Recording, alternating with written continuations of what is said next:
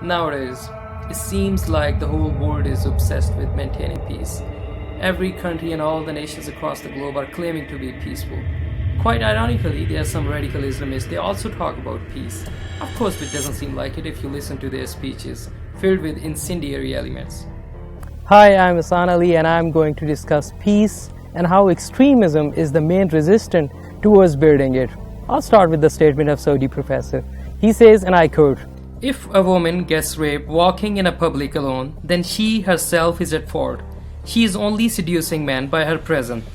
She should have stayed home like a Muslim woman. if you visit Pakistan and ask anyone what they think about this infuriating statement of Saudi professor, whether women stay at home, if anything happens to them, then they themselves are only to be blamed, you'd be shocked to hear the agreeable responses from so-called many educated people. Unbelievable. They also talk about peace and women emancipation at the same time, but they cannot see the contradictions within their own statements. Or perhaps they just want to subjugate their women peacefully. Before going any further, I would like to share my own most recent personal experience over the Facebook. It started with a post which I saw in some group where someone was hailing on some atheist woman and suggesting others to block her. I replied, I've got many American friends and they don't believe in God. They believe in science. I have had very good discussion with them many times, but it is not a reason to block someone and embarrass her publicly. Her belief and faith is personal. It is none of your business. You cannot force someone to follow your ideology. Grow up. Shame on all of you who are saying bad things about her. I received a comment. Hassan Ali, it seems like lack of iman in you. Another comment. Say astaghfirullah. Another comment.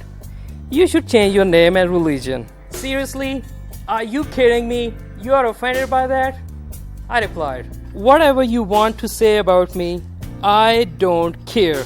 Hate is not a solution. Spread peace and love. Another comment. She has changed her religion from Muslim to any other. She deserves capital punishment.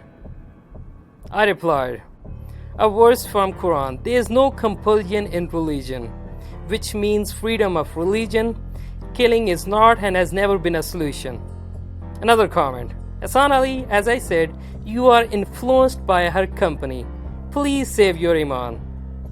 Then I replied, whatever you are saying, Taliban and other terrorists say the same thing. You both want to kill people. What's the difference between you and them?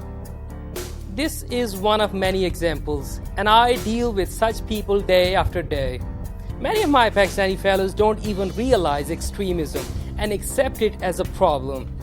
This is very serious, because when you start believing in something as a custom or way of religion, then you lose your morality and sense of consciousness. Let me explain this with an example. For instance, killing of an apostate, blasphemous or contemptuous is wrong. But when that killing is justified or backed by religious doctrine, then there's no guilt, there's no prick of conscience, there's nothing. And that is extremism, and it is disturbingly serious. There are two things that are very clear in Quran. There is no compulsion in religion. Second, murder of one innocent person is like murdering all the humanity. Saving one life is like saving the entire human race. These two verses defy and contradict the capital punishment for an apostate, blasphemous or contemptuous. But no. Many Islamic scholars are either quiet or want to kill people when it comes to an apostate, blasphemous or contemptuous. No one can say anything. I mean anything. A word against it, you're dead man. Here are some facts and figures.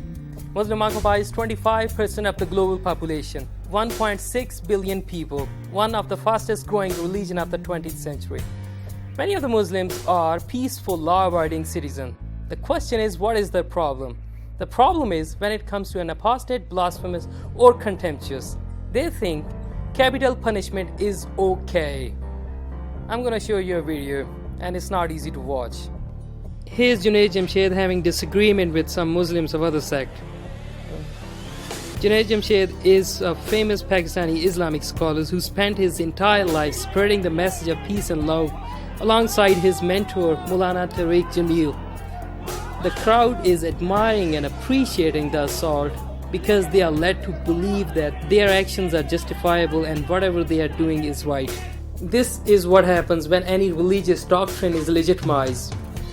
And this notion is the very first step towards extremism, and it becomes an ideology at the end. We should not ignore or avoid that. My first purpose of this video is not to blame or criticize anyone. It is simply to point out the impediments towards building an open and peaceful society.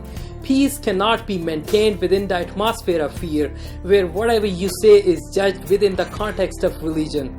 People die and are killed only because of their open-mindedness. Secondly, if we are unaware of the problem, then we cannot solve it. First step towards rectification is to diagnose the problem. Extremism is the problem, which is festering like cancer within the Muslim community. One thing more I'd like to make it very clear. This US invasion of Iraq and Afghanistan and the whole concept of war on terror can never be justified through extremism. At the same time, that war on terror is used as an excuse by the radical group to promote their agenda. Extremism itself is a Muslim problem, and they have to realize it by now. Calling extremism as politics and putting all the blame on Western media is not gonna bring anything good. It's like hiding your own disease from doctor. It's time to have an honest, open and fact-based discussion. Finally, I've got one question to all of my Muslim brothers and sisters. What have you done with your religion? Is Islam still a religion of peace? Why can't all we be just simple human beings, regardless of race, gender, color, or faith? Is that too much to ask?